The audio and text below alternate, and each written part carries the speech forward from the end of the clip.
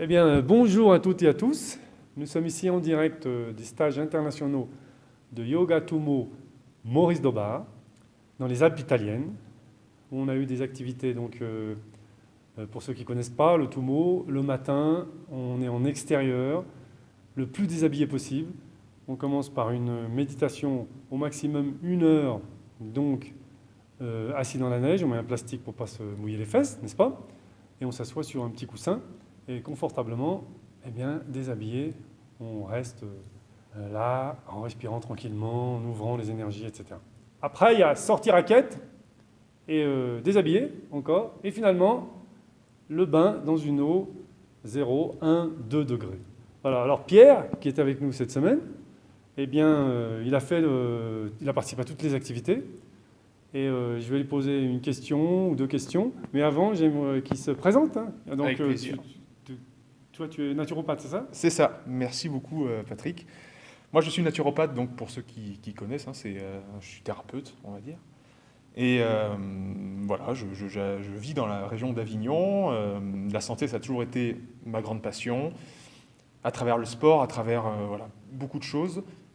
J'aime prendre soin des gens et j'aime expérimenter surtout moi-même. Donc j'étais là surtout dans une démarche proactive voilà, d'expérimenter tout Et ça. quelle est ta mission de vie? Ma mission de vie Ouais. par rapport à ce stage précisément. Non, par rapport à ta profession, par exemple. Hein. Prendre soin des gens, changer Ouais. un petit peu le monde, partager un message d'optimisme aussi. Je sais qu'on partage ce genre de valeurs. J'ai une chaîne YouTube qui s'appelle Vérisme TV. J'essaye de faire des vidéos sur la physiologie, de redonner un petit peu l'engouement des connaissances de base, hein, du corps humain qu'on a complètement perdu. Moi, quand j'étais petit, tu me disais où est ton estomac, où est ton foie. Je disais ouais, c'est à peu près là. Je savais pas à quoi ça sert, comment on digère, comment voilà. Le Oui, système regarde, il dit quelque chose, excuse-moi de te couper, il Mais dit j'en quelque prie. chose de très important, on a perdu le contact avec soi-même. Bien sûr. Donc par exemple, puisqu'on parle du froid, eh ben, le contact avec soi-même, savoir comment s'habiller, on s'habille par définition. On n'a pas été goûter le froid, on n'a pas ouvert la fenêtre C'est vrai. avant, on fait confiance à la météo, qui nous bombarde d'informations exagérées, comme par exemple grand froid, attention. Hein. Vous allez tous tomber malades. Alors, goûtez le froid, Ouais. expérimentez, essayez de sortir avec le moins d'habits possible, et à partir de ce moins d'habits possible, vous constatez non, enfin, j'ai froid, donc je vais m'habiller un petit peu plus. Et non pas faire le contraire, s'habiller de manière exagérée, et en fait on transpire sous les habits, et après, à cause de cette transpiration, etc., on rentre dans un endroit confiné, on serre à la main à quelqu'un, etc., eh bien, c'est là qu'on attrape finalement les maladies, et surtout pas dans le froid. Donc, mais pour revenir à notre stage, Pierre, ce que j'aimerais que tu nous dises, c'est qu'est-ce que tu penses en tant que professionnel, qu'est-ce que tu penses qu'un stage comme celui-ci peut apporter aux gens, ce contact avec le froid, qu'est-ce que tu penses que ça peut apporter dans la vie de tous les jours de gens qui viendraient ici pratiquer ce genre d'activité? Bah déjà, tu as commencé à le dire, c'est retrouver son ressenti. Hein, réapprendre à écouter son corps. Puisque là, on va être directement, évidemment, plongé dans une eau froide ou des températures très basses. D'un coup, on va se dire, oh là là, il se passe plein de choses. J'ai des frissons. Ah bah, tout d'un coup, on nous dit, c'est plus du tout, il faut pas dire frisson, il faut dire frisson thermique. Non, il ne faut pas dire tremblement. Tremblement, voilà. Il ne faut pas dire tremblement, Il faut dire frisson thermique. Frisson thermique, c'est le terme technique des scientifiques. Voilà, on va se dire, ah oui, d'accord. Alors, et puis, il va y avoir les accompagnants hein, qui sont là, qui vont nous parler de la physiologie. Ils vont dire, bah, oui, ça c'est ton système nerveux, ton système endocrinien, tes hormones, etc. Et finalement, on va se dire, ah oui, d'accord. Donc, en fait, dans ma vie de tous les jours, je ne suis pas soumis à un aléa. Je suis pas soumis à un aléatoire. Les choses ne me tombent pas sur le coin de la figure. Je ne vais pas tomber malade. Ce n'est pas le fruit du hasard. Il faut que je reconditionne un petit peu tout mon quotidien et mon hygiène de vie globale. C'est-à-dire l'exposition. Et ce n'est pas anodin de passer sa vie dans un environnement douillet et confiné 365 jours par an, 24 heures sur 24. Et ces genres d'expérimentation-là que vous pouvez vivre chez Maurice et Patrick Dobar, c'est vraiment réapprendre son ressenti, se retrouver soi-même. Et là, tout d'un coup, vous allez rentrer dans un cercle vertueux qui va vous faire reconsidérer tous les piliers de votre santé. Comment je mange, comment je m'habille, mes relations à autrui, puisque ce que vous a pas dit Patrick, c'est qu'il y a aussi des cours de yoga, et surtout il y a une philosophie derrière ça. C'est tout ce qui apporte la pertinence d'un stage et d'une thérapie, c'est la philosophie et le message qu'il y a derrière. Parce que Maurice et Patrick nous donnent des leçons de vie quand ils nous font ce genre de nous transmettent leurs paroles et leur savoir.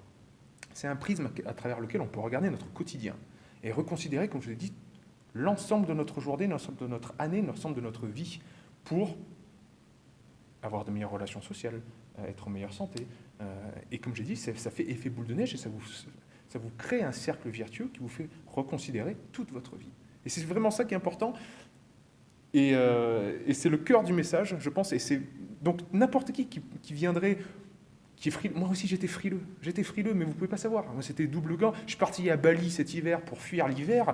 Enfin, je suis quelqu'un de frileux. Mais j'aime expérimenter et j'aime me retrouver. J'ai passé ma vie à faire du sport et à me challenger. Mais c'est ça, c'est sortir de sa zone de confort. La zone de confort, c'est le mot à la mode. Mais c'est ça. Et quand on sort de sa zone de confort, on se retrouve un petit peu. On commence à se connaître. Et c'est reprendre en main sa vie. Voilà, ça fait un petit peu philosophique, mais je pense que c'est vraiment le message de fond qu'il y a à participer à ce genre d'expérience. Ouais, reprendre en main sa vie, c'est... je vais illustrer un petit peu ce qu'il veut dire là. C'est-à-dire, on va prendre l'exemple de la médecine. Voilà. Alors, évidemment qu'il faut remercier l'existence de la médecine, qu'il faut remercier, Dieu merci même qu'il existe les médicaments, etc., etc. Mais se responsabiliser avant toute chose, Oui. se responsabiliser pour sa santé. En fait, on aide le médecin à être en bonne santé. Alors qu'en général, qu'est-ce qui se passe? Dès qu'on a la moindre petite fièvre, ça y est, on appelle le médecin, on prend un médicament. Et là, il y a quelque chose de très important dans notre corps, ce sont les fonctions adaptatives. Et les fonctions adaptatives, on ne les utilise plus du tout. Alors, c'est quoi les fonctions adaptatives? C'est de temps en temps avoir un petit peu froid, de temps en temps avoir un petit peu chaud, de temps en temps avoir un petit peu faim, avoir un petit peu soif, avoir un petit peu de fièvre. Quand vous avez la fièvre, par exemple, ne vous précipitez pas sur les médicaments. Attendez, laissez votre corps réagir un petit peu. On a tout ce qu'il faut en nous pour réagir. Alors, ce n'est pas du masochisme, on ne va pas rester 3 jours à souffrir, non. Mais restez un petit peu, quelques heures avec la fièvre, une nuit éventuellement. Si c'est supportable, vous allez sentir, c'est ce qu'elle a dit, commencer de sentir jusqu'à quel point on peut rester dans la fièvre. Alors après, quand ça devient insupportable, on prend un médicament.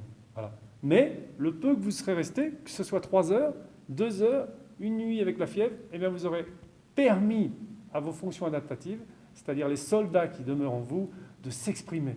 Voilà. Et en fait, on est resté dans le confort, c'est trop installé dans le confort. Vive le confort. Mais on s'est trop installé dans le confort. Et notre corps, c'est comme, moi je fais une comparaison avec une caserne de pompiers. Ouais. Les pompiers, ils ne s'entraînent jamais. Et le jour où il y a une alerte, ils ne savent même pas où est leur casque. Voilà, nos pompiers à l'intérieur. C'est ça. Donc, goûtez un petit peu à expérimenter un petit peu, comme il a dit, sortez un tout petit peu de votre zone de confort de temps en temps. Ne vous précipitez pas à manger dès que vous pensez que vous avez faim. En fait, la faim, c'est ce qui fait sortir le loup du bois. En fait, on a de l'appétit. Donc, attendez un petit peu, etc. Et pour le froid, là, on s'aperçoit qu'on supporte tranquillement. Bien et ça, c'est une croyance qu'on a en nous, que si on sort dehors déshabillé en plein hiver, on va immédiatement tomber malade. Ça, c'est complètement faux. Et autre chose, on va penser qu'on va avoir un froid terrible, que c'est insupportable. C'est également faux. Il y a le saisissement. Et à chaque fois que les gens qui sont installés dans le confort goûtent au froid, ils sont dans la phase du saisissement. C'est-à-dire qu'effectivement, on sort du chaud et on sort dehors. Mais ça passe. Ouais. Seulement, il faut y rester un petit peu pour s'apercevoir que ça passe. Et on a des gens ici qui viennent et qui sont surpris. On a une dame qui était venue ici en vacances et qui a décidé de faire le stage, à peu près la soixantaine, et qui a découvert qu'elle pouvait... Alors là, pour elle, c'était incroyable. Son mari n'en revenait pas, parce que frileuse avec les pulls à l'intérieur de la maison, les pulls alors qu'il y a 20 ou 22 degrés, elle est sortie, elle a fait tous les exercices déshabillés, et elle nous a dit que ça va transformer sa vie, et ses croyances sont tombées. Voilà. Alors, merci Pierre. Merci à toi Patrick. Merci à toi. Et alors, au revoir les amis. Salut. Et à la prochaine fois. Ah, tu as donné ton... Oui, tu as dit ouais. Vérisme TV, allez voir si vous voulez un petit peu de connaissances au niveau de la physiologie, voilà, avec un petit peu d'humour. Et n'oubliez pas que la vérité, elle est déjà en vous. Merci, au revoir. Merci.